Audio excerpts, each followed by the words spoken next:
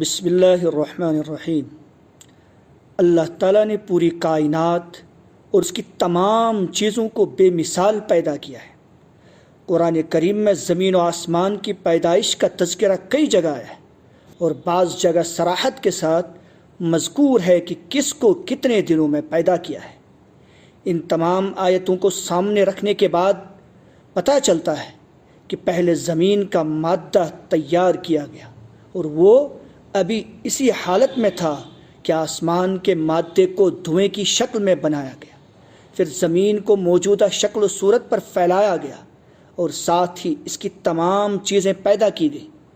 اس کے بعد ساتوں آسمانوں کو بنایا گیا۔ اس طرح زمین و آسمان اور ان کے درمیان کی چیزیں وجود میں آئیں۔ یہ سارا کام کل 6 دن میں مکمل ہو گیا۔